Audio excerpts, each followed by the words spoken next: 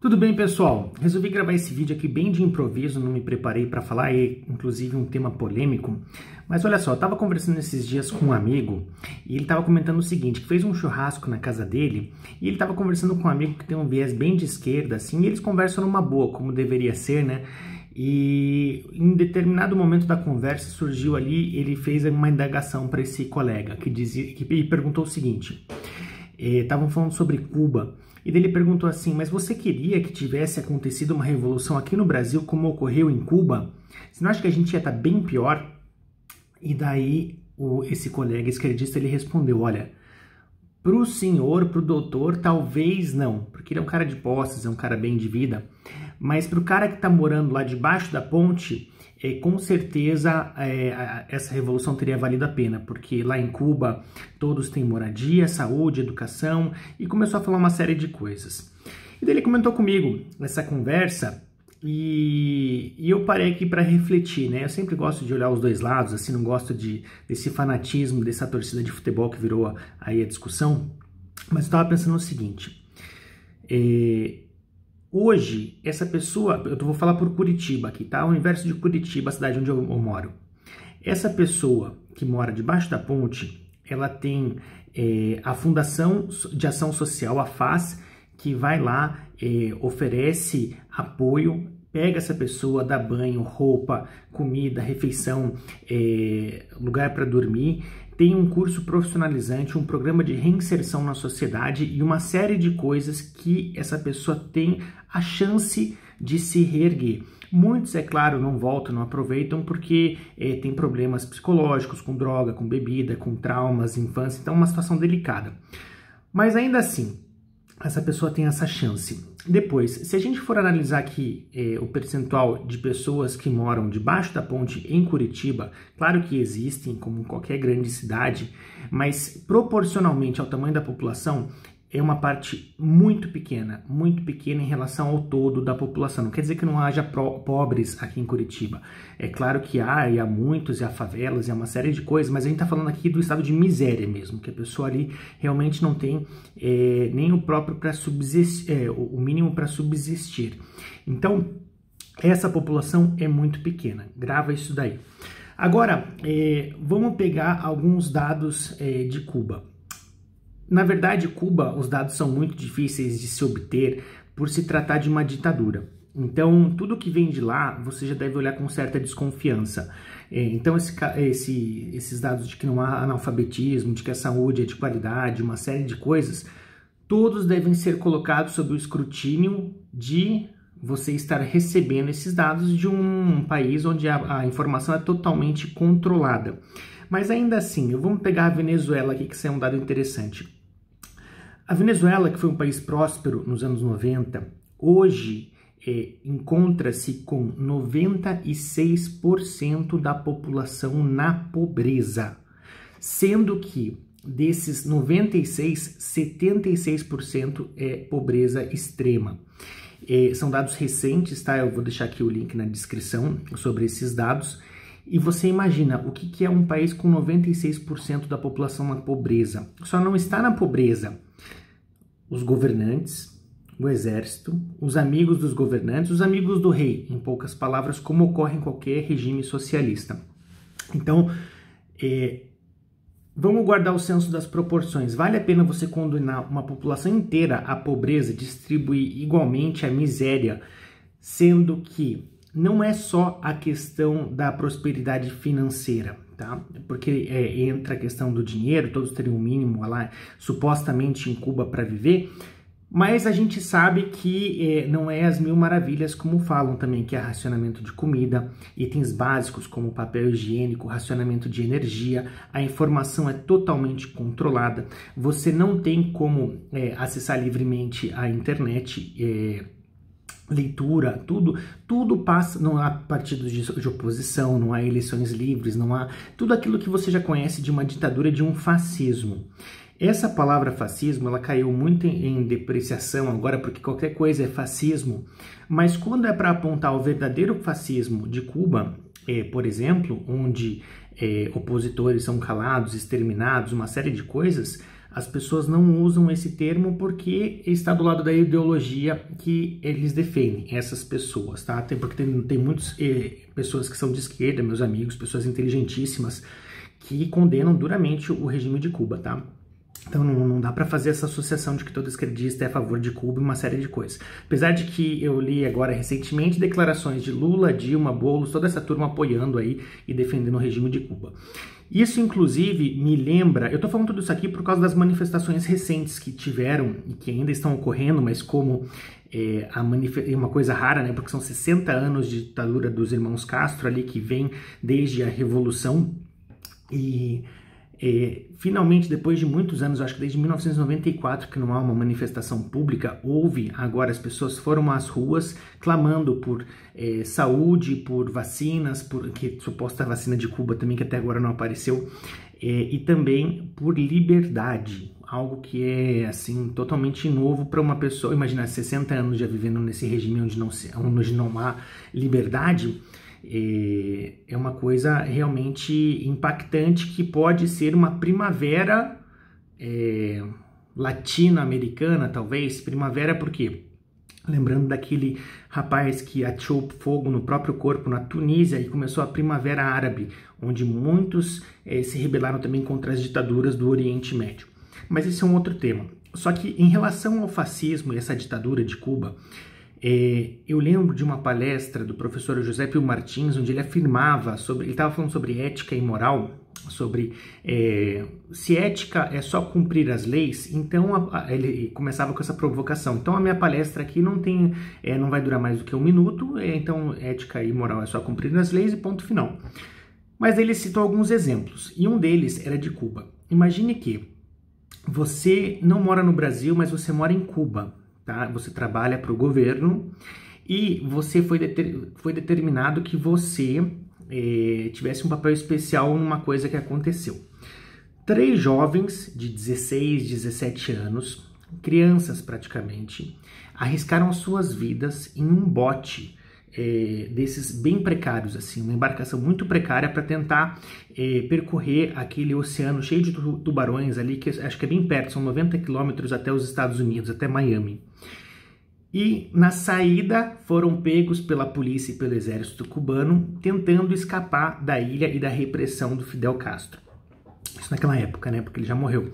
Depois veio o Raul Castro e agora tem o atual presidente. Mas todos, partido único, não existe democracia em Cuba.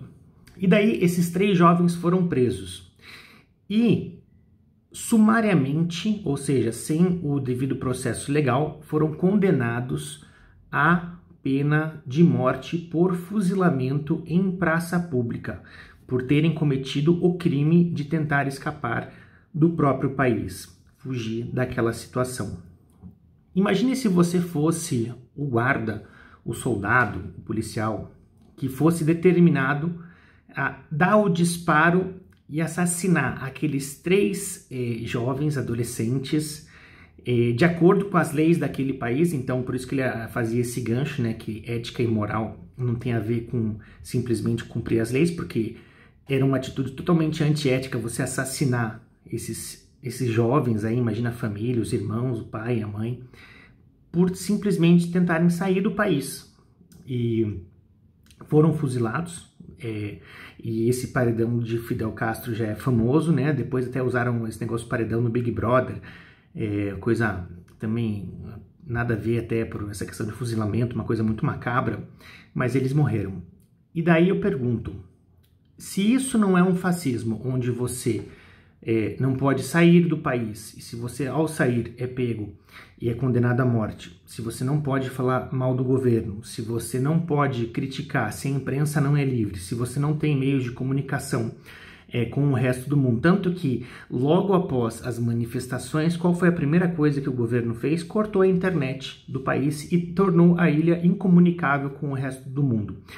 Prenderam jornalistas. Imagina o que não aconteceu ali e quantas pessoas morrem, somem, acontece um monte de coisas que a gente não fica sabendo.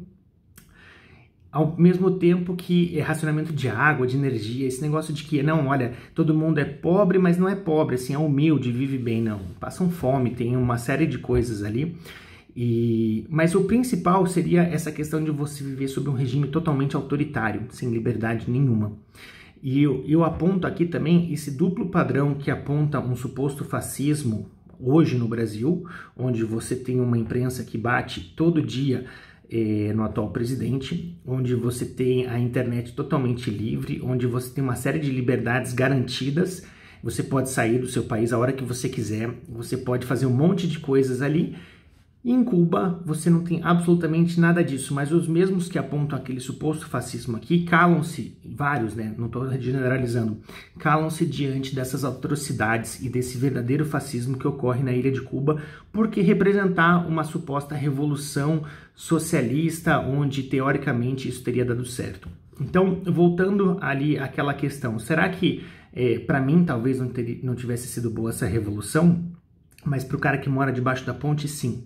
Será? Valeria a pena você condenar, por exemplo, 96% do Brasil, da população brasileira, à pobreza, diante de um regime totalitário, fascista, que reprime qualquer oposição, qualquer tentativa de expressão de liberdade, sendo que os dados aqui, se você for ver a pobreza extrema do Brasil, ela inclusive diminuiu na pandemia, caiu eu não lembro agora os dados exatos, eu gravei num vídeo anterior, mas não vai fugir muito longe disso, de 4,3% para 1,3%.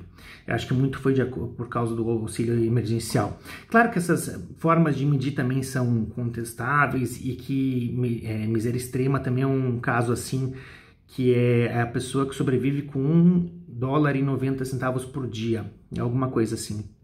Mas enfim, eu não quero ser, o ponto aqui não é ser preciso nisso daí, mas sem invalidar as informações, porque os números que eu trago aqui são muito próximos, se não exatos.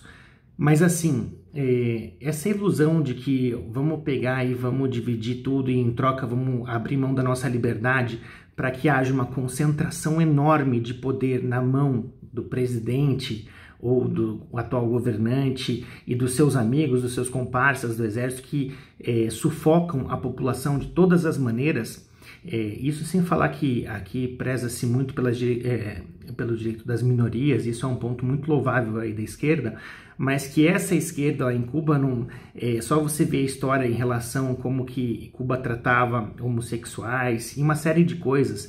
Então, o próprio Che Guevara, Fidel Castro, Che Guevara tem foto dele assassinando crianças, então, para você ter uma ideia.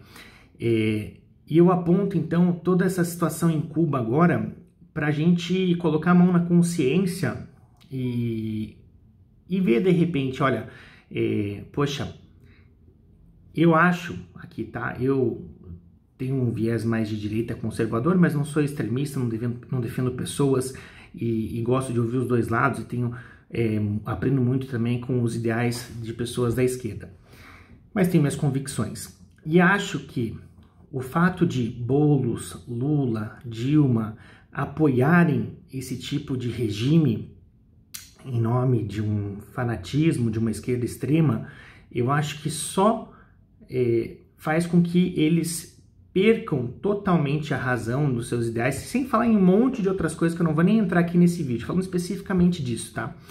Mas sendo que quem assim não gosta do atual governo e quer uma opção de esquerda, gostaria muito também de ter essa opção de esquerda que não fosse uma esquerda que apoiasse Cuba ou Coreia do Norte, que nem o Partido Comunista do Brasil, uma coisa que é impressionante que a gente ainda tem uma coisa assim na Coreia do Norte, então nem se fala. E se a gente for também, é uma discussão longa, mas assim, poxa, Cuba tá assim por causa do embargo, que é, digamos, a chamada que todos falam ali. Tudo bem, isso daí é uma outra discussão que também eu acho que não justifica em nada, porque, por exemplo, a Venezuela, não sei se você sabe que eu citei anteriormente ali, ela tem uma das maiores reservas de petróleo do mundo. Literalmente, ela está em cima de uma mina de ouro e ainda assim consegue ter 96% da população na pobreza.